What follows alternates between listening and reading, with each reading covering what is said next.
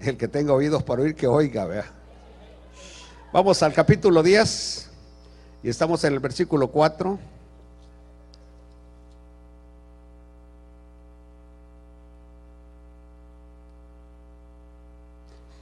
Y dice la palabra del Señor así: y el día 24 del mes primero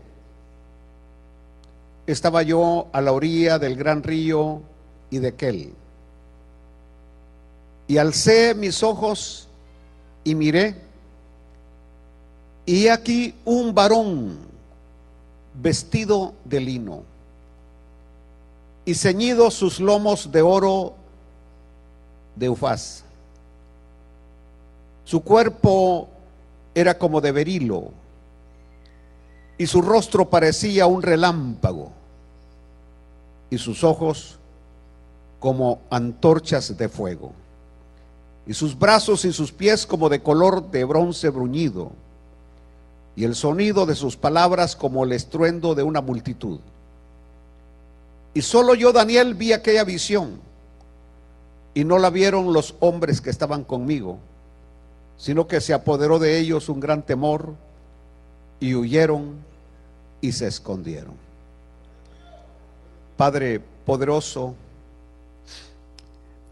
en esta noche te pido, Señor, que abras nuestro entendimiento, que podamos adentrarnos más allá de lo físico y poder entender, Señor, la realidad de la existencia de seres espirituales poderosos, que muchos de ellos pelean a favor nuestro, que son ministros nuestros, y otros son contrarios.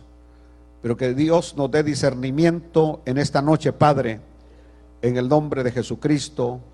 Danos fuerzas y fortaleza. Amén y amén. Gloria a Dios.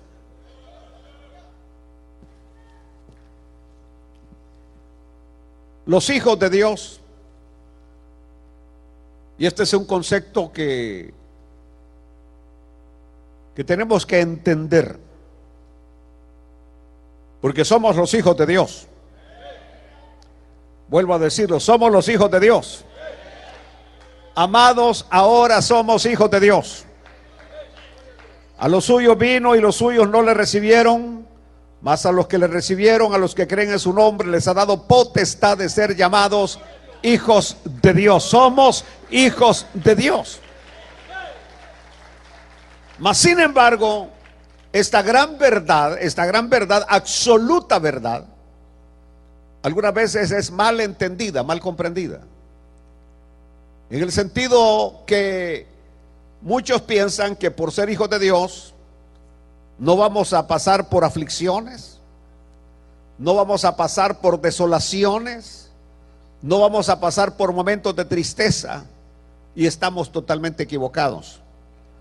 Van a venir a nuestras vidas aflicciones, desolaciones, tristezas. Vamos inclusive a experimentar algunas veces enfermedades, cosas que pasan en los otros y que creemos nosotros que por ser hijos de Dios no van a venir a nuestras vidas. Debemos de estar preparados y saber que mientras estemos en esta tierra, aunque somos hijos de Dios,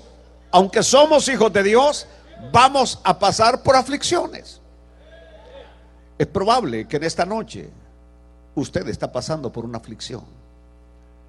No sé de qué magnitud será, no sé qué tan enorme sea, pero su corazón está triste, su alma está triste. Aflicciones de una índole o de otra índole, pero todos pasamos por aflicciones. Hablemos de desolaciones donde muchas veces inclusive en medio de la multitud usted se siente solo, se siente abandonado, tiene a cientos de personas a su lado y usted se siente triste y se siente abandonado. ¿Y qué hablaríamos de tristezas? Esa tristeza que se refleja en los ojos. Si algo no miente son los ojos. Y usted puede pelar los dientes, pero sus ojos dicen que usted está triste. está triste. ¿Y cuándo es que se apodera eso de nosotros? Cuando dejamos de poner nuestra mirada en el que vive y permanece por los siglos de los siglos, que es el Dios poderoso, el Dios viviente. Quitamos la mirada de Él y todo se derrumba. Nuestra fe empieza a menguar.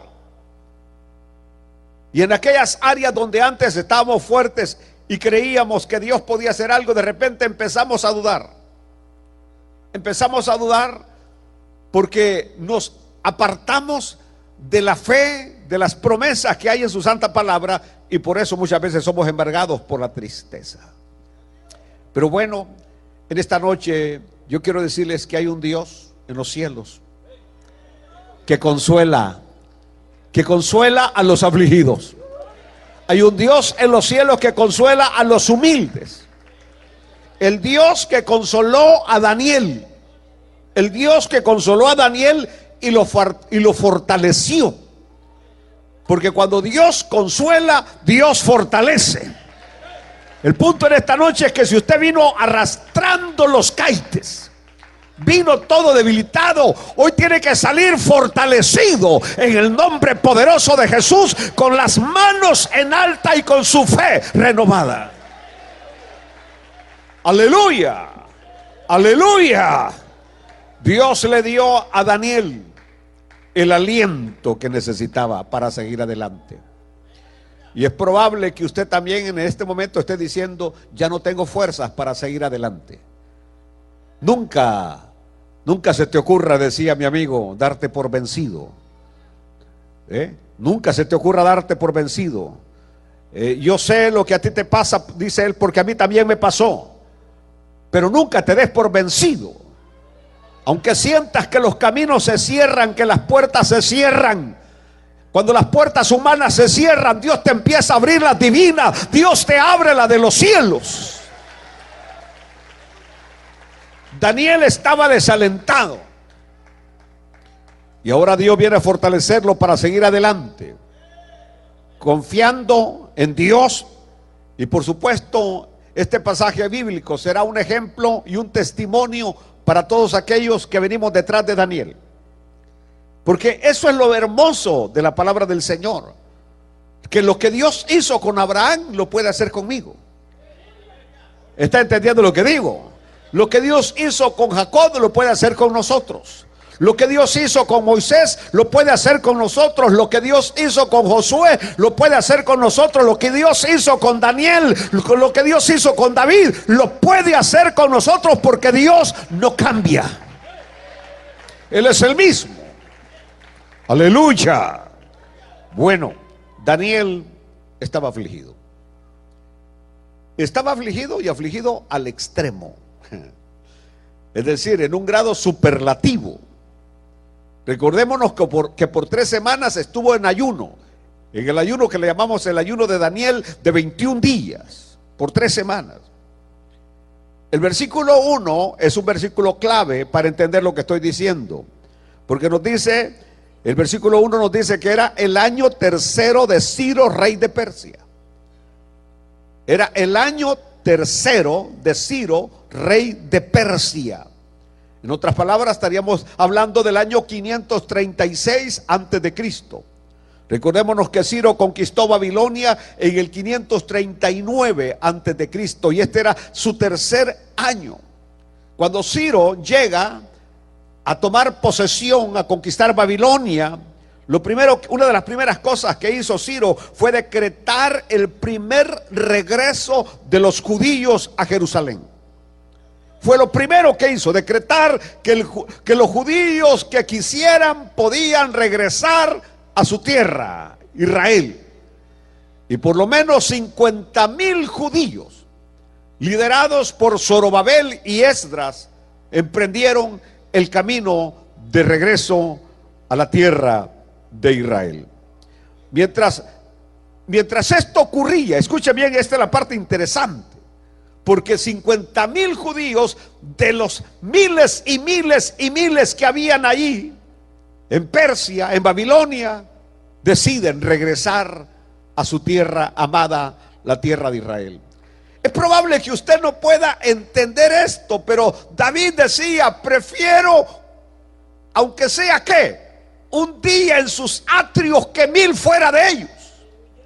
Preferiría habitar, aunque sea ahí, en los lugares alrededor del templo. Esto lo decía David cuando no podía estar cerca del templo. David amaba estar en el templo de Jehová, donde la gloria de Dios estaba presente. Aleluya, aleluya. Amar la casa de Dios, amar Jerusalén. Ahora estos habían tenido la oportunidad de regresar y reconstruir los muros, reconstruir el santuario, pero solamente 50,000 decidieron regresar. Aquí está la enseñanza. El resto de judíos no querían regresar. Aleluya. El resto de los judíos no querían regresar a su tierra amada, sino que querían vivir en la cautividad. Gloria a Dios. Fíjense ustedes que hoy voy a hablar algo bien especial, porque uno de los problemas que se daba con Babilonia y con Persia era que ellos obligaban a sus súbditos a abandonar a sus dioses y les imponían adorar los dioses de ellos. Ahí en el libro de Daniel, ¿se acuerdan ustedes el caso que tuvimos de los 3 jóvenes hebreos, cuando Nabucodonosor hizo el decreto que todos debían de arrodillarse delante de la estatua que él había construido en aquel valle? Ahí dijo que cuando sonaran los tambores, todos tenían que adorar a su estatua y adorar a sus dioses. Pero aquellos 3 jóvenes decidieron no hacerlo. Decidieron no hacerlo porque la fe es más importante que cualquier cosa, y el Dios que adoramos es más importante que cualquier cosa. ¿Y qué sucedió ahí? Le fueron a decir: todos se arrodillaron menos 3. Menos 3. Y esto era uno de los 3 muchachos que habían salido catalogados como sabios, que estaban en la corte, que tenían puestos importantes en la corte de Babilonia. Nabucodonosor los conocía, así que les dice: así que Mesach, Sadrach y Abednego, ustedes se niegan a adorar la estatua que yo he erigido y que se debe de adorar. Y ellos simplemente dijeron: el Dios que tenemos en los cielos, Él puede librarnos de tu mano. Pero si a ese Dios no desea librarnos, porque este es el punto, hay algo que yo voy a decirles. Dios nos puede sanar de muchas enfermedades, pero hay una de la cual no nos va a sanar, y ese es cuando ya nos vamos para arriba, porque nos vamos para arriba con el Señor.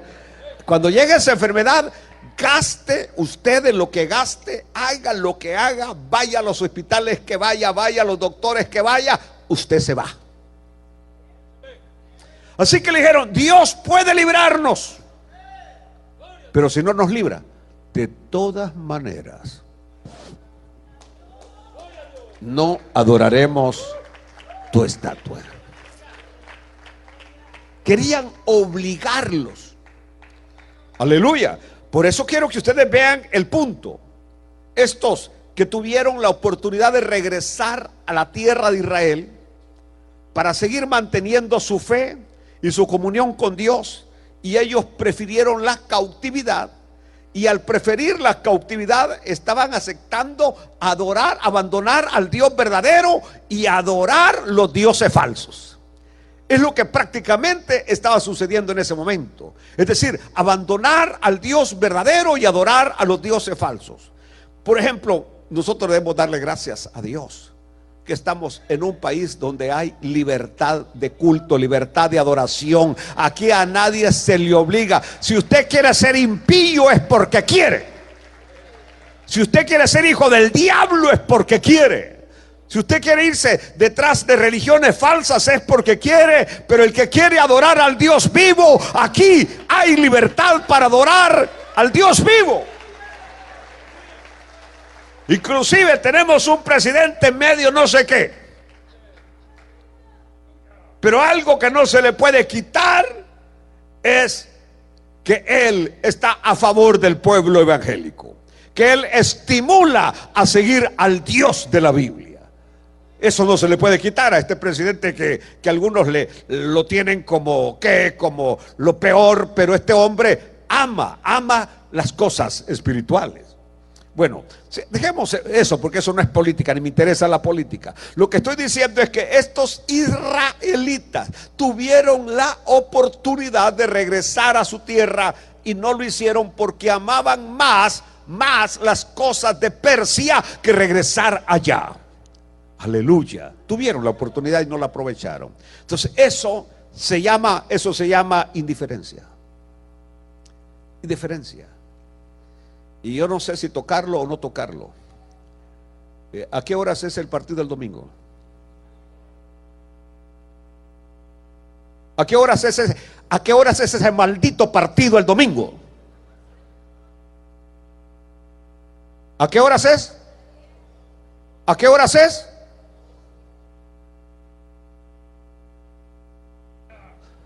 Ahí es donde se va a ver quién vale más para usted. Si Dios o Messi. ¿Quién vale más para usted? Dios. Vale más Dios. Vale más Dios. Vale más Dios. Pues los quiero ver aquí, alabando al Señor. Aleluya, aleluya. O sea, no podemos nosotros, ahí es donde está lo que yo llamo indiferencia. Donde no, me da lo mismo, al fin voy muchos domingos, pero hoy no, hoy es la final. ¿Final de qué? Aleluya. No, yo les digo, yo no estoy en contra del deporte, no estoy en contra del fútbol, estoy en contra de que usted le dé un lugar que no le corresponde a algo y que solo le corresponde a Dios. Nada más. Aleluya. Bueno, Daniel tenía acceso a las noticias imperiales y Daniel se enteró de que aquel grupo liderado por Zorobabel y liderado por Esdras estaban teniendo una terrible oposición allá en la tierra de Israel para reconstruir los muros y reconstruir el templo. Había una oposición terrible, la cual se nos relata en Esdras capítulo 4, versículo 4 al 5. Pero el pueblo de la tierra intimidó al pueblo de Judá y lo atemorizó para que no edificara. Sobornaron además contra ellos a los consejeros para frustrar sus propósitos todo el tiempo de Ciro, rey de Persia, y hasta el reinado de Darío, rey de Persia. Es decir, había una conspiración terrible para que no se reconstruyera los muros de la ciudad y no se reconstruyera el templo. Había una gran oposición. Entonces, esto es lo que prácticamente tenía a Daniel triste. Lo tenía a Daniel triste. Él creyó, y escuche bien, porque algunas veces uno piensa que cuando Dios ha hablado algo, porque Dios habla, y especialmente Dios habla por su palabra. Dios habla por su palabra, por su palabra. Pero algunas veces uno piensa que cuando uno entra en esa dimensión de obediencia a Dios, todo le va a salir bien. Es lo que uno cree. Es decir, había habido una visión. En esa visión se hablaba del regreso del pueblo a su tierra. Y según Daniel pensaba que las puertas se le iban a abrir, que todo iba a ser color de rosa, que no iba a haber oposición. ¡Aleluya! Es como cuando dos seres que están bien enamorados se casan. Así como cuando el hermano Santos se casó con la hermana Débora, bien enamorados. Aleluya, aleluya. Y cuando se casaron, ellos pensaron de que todo iba a ser de rosa. Sí, pero en esos 20 años, mi hermano santo se quedó sin cabello. Estoy hablando seriamente, estoy hablando de que no ha habido un solo hogar que no tenga conflictos, que no tenga problemas, que no tenga dificultades. Todos los tienen, y aunque estemos en el camino del Señor, y aunque seamos hijos de Dios, y aunque seamos siervos de Dios, hay dificultades todo el tiempo. Es decir, quítese de la mente que yo con mi mujer jamás. No finja, por favor, hombre, porque dan ganas de sacarse el cincho y pegarle 3 correllados por mentiroso. Porque no hay un hogar perfecto, no hay un hogar sin dificultades. Es más, les aseguro que hoy discutieron.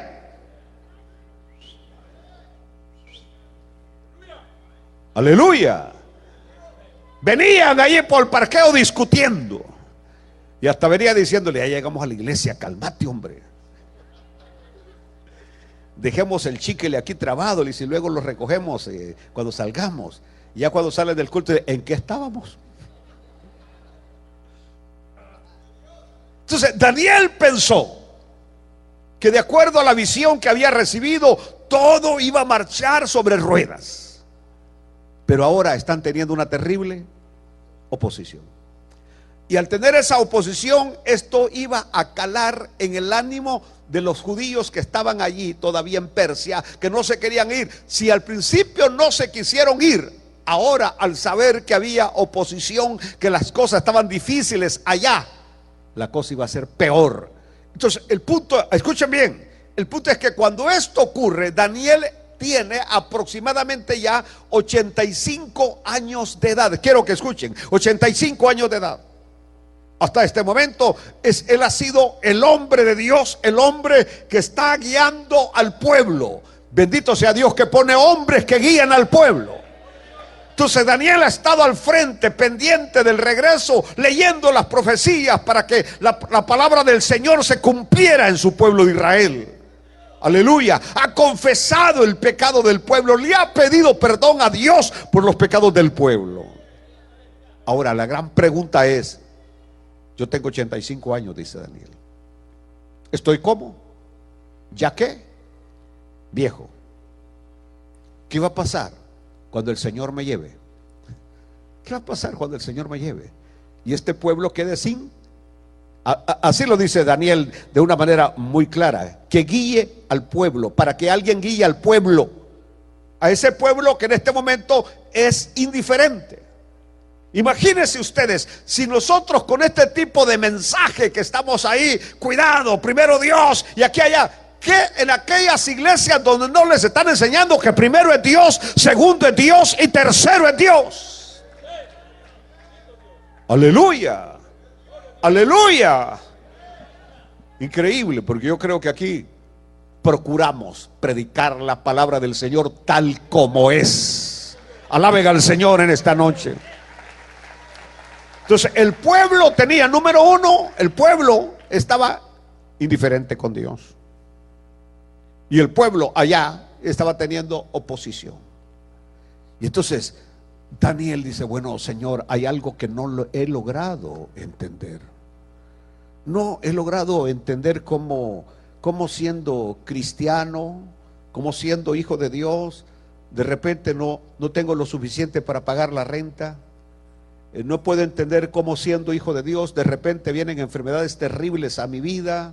No puedo entender cómo siendo hijo de Dios de repente tengo un hijo que anda empezando en drogas, en las pandillas, en los grupos delictivos. No puedo entender cómo mi hija, siendo yo hijo de Dios y servidor de Dios, cómo mi hija a los 16 años le sale con la noticia que está embarazada. Usted dice: ¿cómo es posible que siendo hijo de Dios me ha llegado una carta que estoy en proceso de deportación? ¿Cómo es posible que siendo hijo de Dios, como un hermano que vino esta semana, pastor, mire, invertí $60,000 en un banco del Salvador y el gobierno me los ha robado? El gobierno agarró el dinero de nosotros y ahora yo no puedo tocar ese dinero de mis $60,000 que tanto sudor me habían costado en este país. Entonces su esposa, que es de Guatemala, le dijo: bueno, como El Salvador está difícil la cosa, invirtamos en Guatemala. Mandan dinero y lo pierden también. Entonces viene y me dice, ¿cómo es posible, pastor? ¿Cómo es posible? Entonces nosotros como hijos de Dios no podemos entender esas cosas que pasan, esas cosas que suceden, no las podemos entender. Aleluya, aleluya. Entonces, pero aquí es donde tenemos que ver, Daniel está pasando por lo mismo, él no lo entiende, no entiende lo que está pasando, no entiende lo que está sucediendo. Y es en esos momentos, en ese contexto, que Dios contestó a las oraciones de Daniel enviándole un mensajero celestial.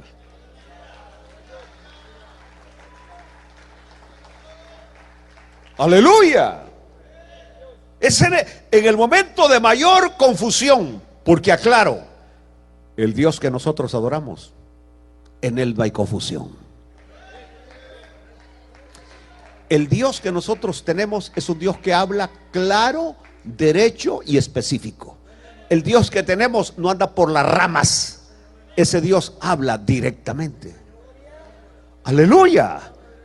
Y entonces aquí está lo maravilloso. Dios contestó a la oración de Daniel, le envía un mensajero celestial. Y dice Daniel, y alcé mis ojos y miré, y aquí, escuchen bien, un varón vestido de lino. Los de la teología liberal, la teología liberal enseña que los ángeles pueden ser varones o hembras. La teología liberal, prácticamente hay una parte de esa teología liberal que dice que los ángeles son femeninos.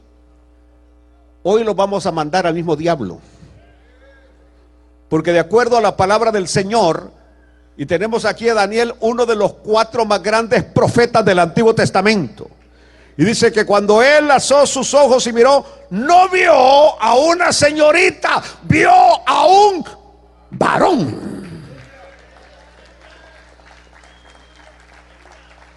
Y no es que estemos menospreciando a las hermanas. No, si las hermanas cuando tienen al Señor son lindas, pero cuando no lo tienen son el diablo. Aleluya. La mujer cuando tiene a Dios es un ángel, pero cuando no tiene a Dios es un demonio. Aleluya. Si mire, si solamente sacan las garras y tremendo. Pero como aquí todas son de Dios, ¿verdad? Mire qué lindas, qué bellas. Sí. Pero regresemos acá antes que me pierda. Aleluya. Dice que era un varón. Y aquí es donde yo les digo, nosotros vivimos en una dimensión material, natural. Nosotros estamos en obediencia a las leyes que Dios estableció, leyes físicas, las leyes físicas. Dentro de esas leyes físicas dice que si yo salto, yo no salgo para arriba porque la gravedad me atrae. ¿Entiende? Las leyes físicas. La ley física quiere decir que si yo tengo este obstáculo aquí, de aquí no paso porque este obstáculo me detiene, porque esas son las leyes físicas, la materia. Pero en este mismo mundo que vivimos, hay unos seres poderosísimos que viven en otra dimensión, que nosotros solamente que Dios nos abra los ojos, solamente que Dios nos abra los ojos, podríamos verlos. Y son seres súper poderosos, que si hoy el Señor abriera nuestros ojos, los veríamos que ellos están aquí con nosotros en esta noche. Aleluya. Mire, así como hay cosas que son del mundo de las tinieblas, cosas reales. Por ejemplo, yo tuve un amigo mío cuando yo era pastor en la Unión El Salvador, Él había ido a un congreso de odontología a un pueblo que se llama San Miguel. El congreso terminó como a las 10:30, 11 de la noche, y a él se le ocurrió que como la Unión estaba a 1 hora y algo de camino de allí de San Miguel, agarró su minivan Volkswagen que tenía una combi y dijo: me voy a dormir a mi casa, ¿por qué me voy a quedar aquí en este hotel?, dijo él. Tenía que pasar, para los que conocen la parte oriental del Salvador, un pueblo que se llama San Antonio Silva. Y cuando uno pasa por ese pueblo, San Antonio Silva, hay un cementerio. Allí a cada rato suceden accidentes de carros que se estrellan. La gente amanece ahí que se moría en aquel tiempo por los accidentes que habían, porque supuestamente era que se atravesaban las vacas y los bueyes, y ahí ellos perdían el control del vehículo y chocaban. Pero ese día que yo voy a visitarle, me dice: te tengo que decir algo, me dijo. Vieras lo que me pasó, me dijo. ¿Y qué te pasó?, le digo. Fíjate que yo vengo, me dice, llegando a San Antonio, y de repente me empiezo a sentir unos escalofríos y la piel se me pone, que los pelos se me paran, me dice. Y de repente, cuando menos acuerdo, veo a un personaje sentado a la par mía en el asiento de la par. En ese momento que lo veo sentado, me dijo, mis piernas se engarrotan, mi piel y todo. Y entonces lo que he aprendido en la iglesia empieza a decir: la sangre de Cristo te reprenda, demonio. Hay poder en la sangre de Jesús, porque el carro yo lo había apretado, acelerado, que había agarrado una velocidad tremenda, y cuando yo empiezo a orar, el personaje desaparece. Pero luego, cuando yo estoy saliendo, que miro el retrovisor y que lo veo sentado atrás. No le voy a contar todo lo que me dijo que le pasó, pero el detalle está, me dice, que dijo, ya allí sí, me dijo, agarré valor, vos, me dice, agarré valor, y empecé ahí, ya se me destrabó la boca, y empecé a alabar al Señor, y aquello desapareció. Y me dijo él: ¿qué crees que era? Le dije: pudo haber sido algún brujo, alguna bruja, le dije, o pudo haber sido algún demonio que te salió ahí, le digo, para asustarte, le digo. Entonces, mira, me dijo, no te vuelvas a venir vos a esa hora, me dijo, porque vos te venís de San Salvador y pasás por ahí por esa hora. No te preocupes, le digo, más poderoso el que está con nosotros que el que está ahí en ese mundo. Bueno, le tengo que tener temor a ese mundo espiritual, porque mientras nosotros estamos acá, escuchen bien lo que voy a decirles, hay un grupo que está planeando amargarle la vida, hacerle difícil la vida. Hay un mundo de demonios, de ángeles caídos, que están planeando cómo dañarlo, cómo estorbarlo, cómo hacer cosas terribles en contra de ustedes.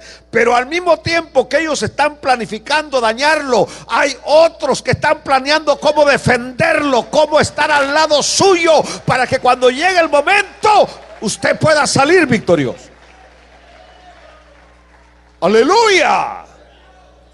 Es decir, cuando yo logro entender eso, nosotros como que somos piezas. Nosotros somos unas pobrecitas piezas. Y donde aquellos luchan los ángeles de Dios para salvarnos, los ángeles de Dios para librarnos, los ángeles de Dios para fortalecernos, y los ángeles caídos para estorbar, afligirnos, desconsolarnos, entristecernos. Ese es el trabajo de ellos. Vaya, llegamos acá. Yo quiero que analicemos un poco la descripción que se hace de este varón, porque es superlativo los rasgos que se dan de él, extraordinarios, de este personaje celestial. Aleluya. Número 1, dice la Biblia que estaba vestido ¿de qué? De lino. Vestido de lino. Vestido de lino. Lo que simboliza pureza. ¿Sabían ustedes que la iglesia también un día va a estar vestida de lino fino? Alaban a Dios por eso, porque también la iglesia Va a ser vestida de lino. En Apocalipsis 15, versículo 6 dice: y del templo salieron los 7 ángeles que tenían las 7 plagas, vestidos de lino limpio y resplandeciente, y ceñidos alrededor del pecho con cintos de oro. Yo quiero que usted vaya haciéndose una idea de esos ángeles vestidos de lino blanco, lino fino, y luego dice que tenía ceñidos sus lomos con oro. Aleluya, ceñidos sus lomos de oro de Ufaz.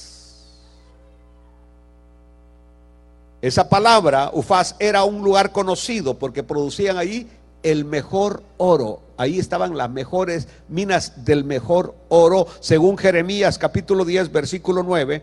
Pero antes de llegar ahí, regresemos a Apocalipsis 19, 14. Antes de llegar ahí, y los ejércitos celestiales, vestidos de lino finísimo, blanco y limpio, le seguían en caballos blancos. Alabemos a Dios. Habla cuando Cristo regresa en gloria a la tierra. Y que dice que los ejércitos celestiales, vestidos de lino finísimo, blanco y limpio, le seguían en caballos blancos. Aleluya. Por supuesto, eso de caballos, hay que saber entender que eso era lo que Juan conocía, que era lo que se movían los ejércitos de ese tiempo. Pero en la realidad, cuando el Señor venga, vamos a darnos cuenta que es algo que tiene la misma función de un caballo, y que los ejércitos celestiales del Señor se mueven en algo que es la misma función que hacen los caballos de transportar. Pero estaríamos hablando de naves súper avanzadísimas cuando el ejército celestial venga a la tierra. Gloria a Dios.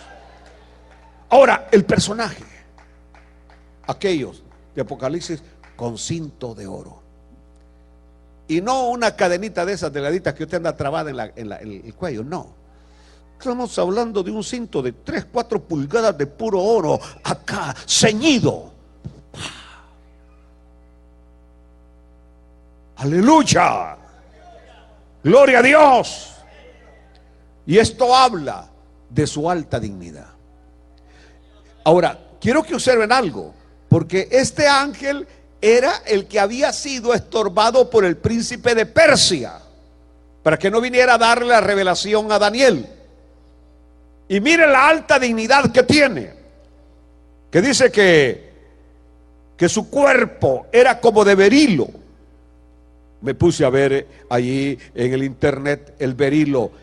Qué piedra más preciosa el berilo. Y dice que su cuerpo era como de berilo. El berilo era una piedra preciosa que hacía ver al ángel con un aspecto hermoso, bello. El ángel del Señor, su piel como de berilo.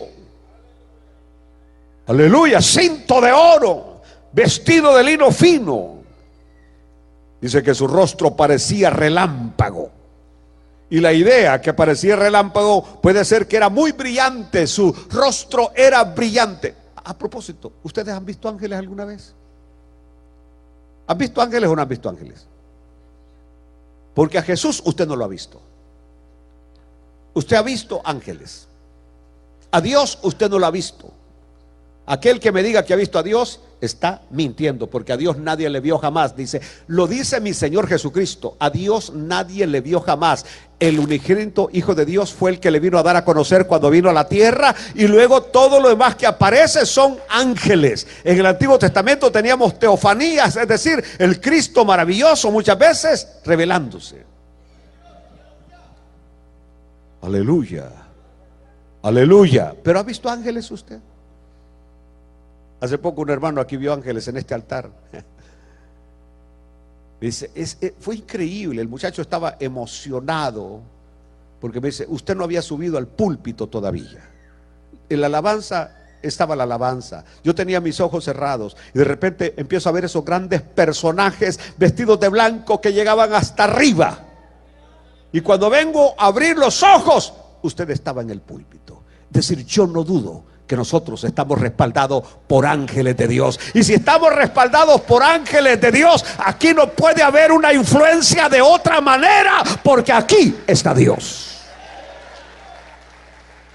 Aleluya, aleluya. Su rostro parecía relámpago de este ángel. Dice que sus ojos como antorcha de fuego. Sus ojos como antorcha de fuego. Yo quiero que ustedes más o menos tengan la idea, porque algún día los vamos a ver a los ángeles en vivo y a todo color. Sus ojos como antorcha de fuego, que sobresalían en el resplandor de su rostro, con su cinto de oro, su vestido de lino fino, su piel de berilo, su cuerpo como de berilo. Dice que sus brazos y pies como de color bronce bruñido. Oh Dios.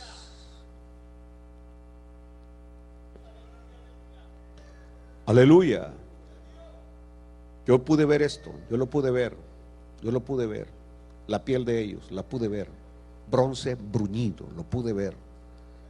Y por eso por un momento yo estaba confundido, porque decía, bueno, ¿es ángel o qué es? Porque la piel era de bronce bruñido, con unos brazos de este tamaño, así los brazos de ese ángel, las piernas de este tamaño, Dios mío, con las corazas que usaban los soldados romanos, ahí suspendidos los dos en el aire. Gloria a Dios. Una vez más, lo que se está enfatizando es el brillo y el resplandor de estos seres angelicales.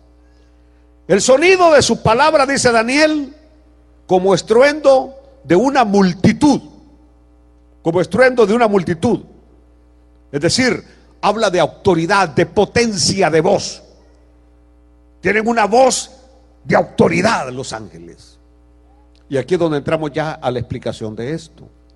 ¿Quién era este ángel? ¿Quién era? A ver, digan. De acuerdo a la descripción que se hace, ¿quién era? ¿Ah? Shalom. What do you say? Jesús. Ok. Listen, Shalom. Porque en Apocalipsis capítulo 1, versículo 13 al 16,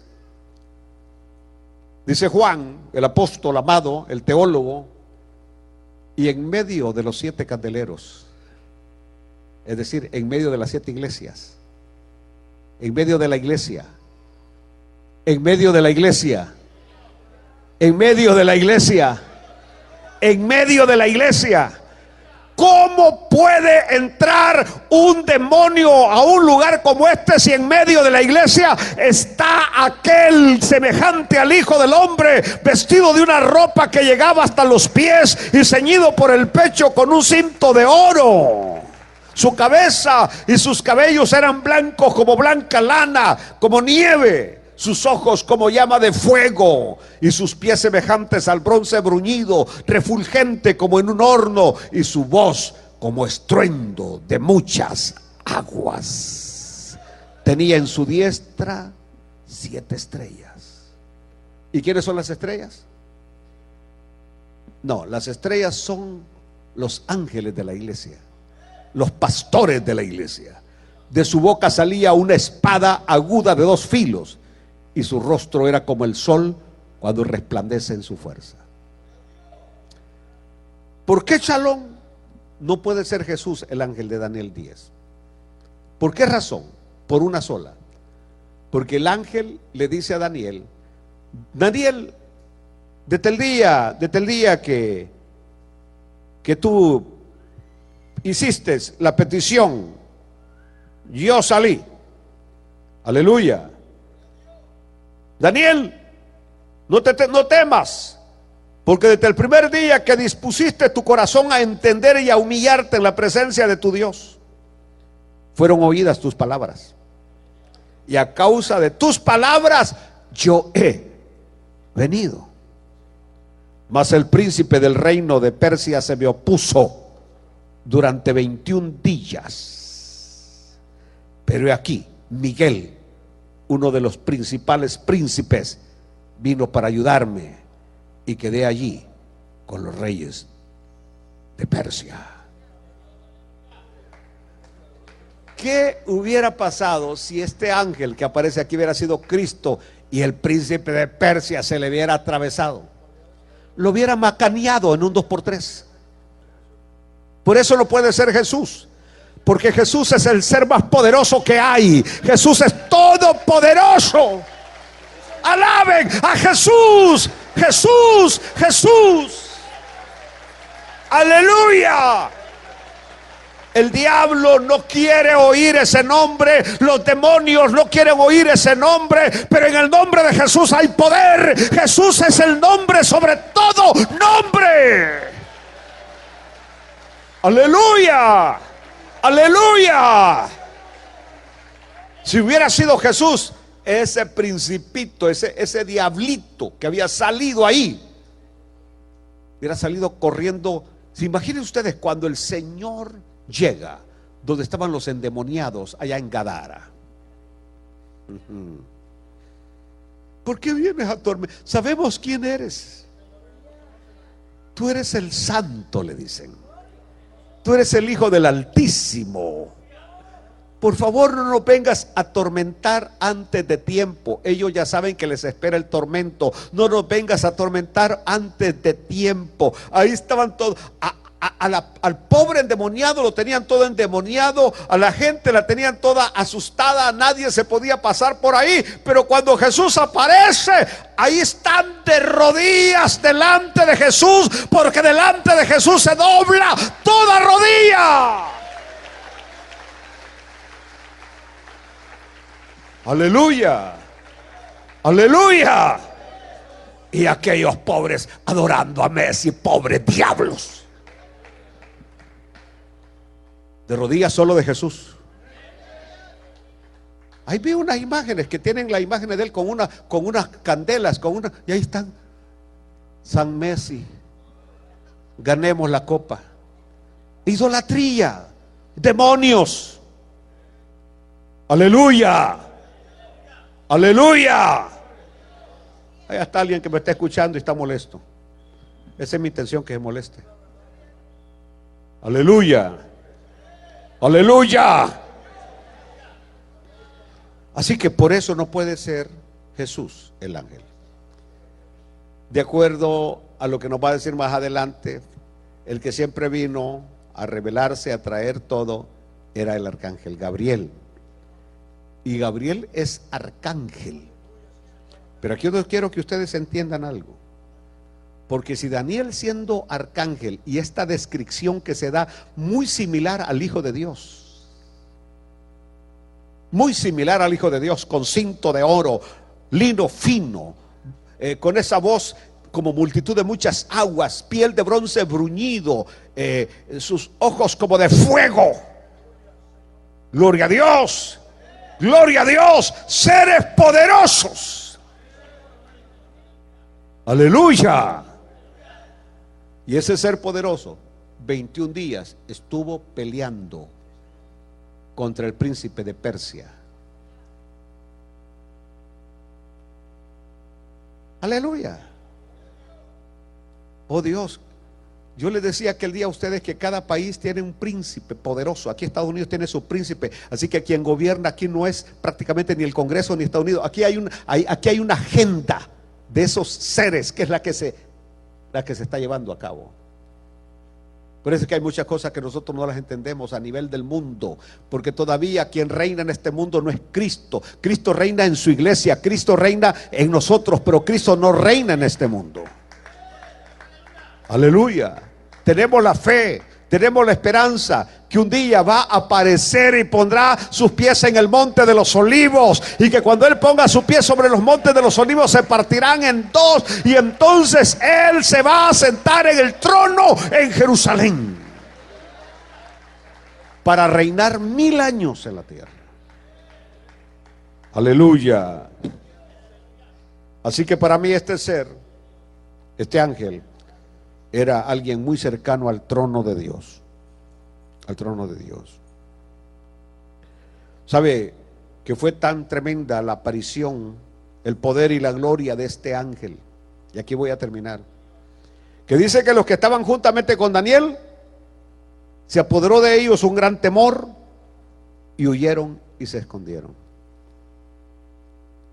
Cuando pasamos por el capítulo aquel, cuando Belsasar mandó a pedir las copas sagradas que habían traído del templo de Jerusalén, y en su borrachera, porque hay gente que buena no haría cosas, solo borracho las puede hacer, y este borracho Belsasar, rey Belsasar, por eso es que luego Salomón va a decir que un príncipe no puede ser borracho.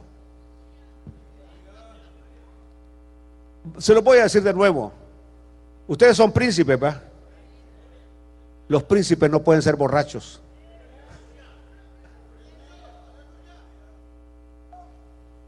Entonces, cuando ya estaba borracho el príncipe, mandó a pedir, a traer, que trajeran los vasos sagrados. Y cuando empezó a brindar, que iba a empezar a brindar en ellos, apareció una mano escribiendo en la pared.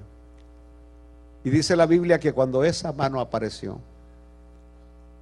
a Belsasar le empezaron a temblar las piernas, que pegaba una rodilla con la otra al rey poderoso de Babilonia.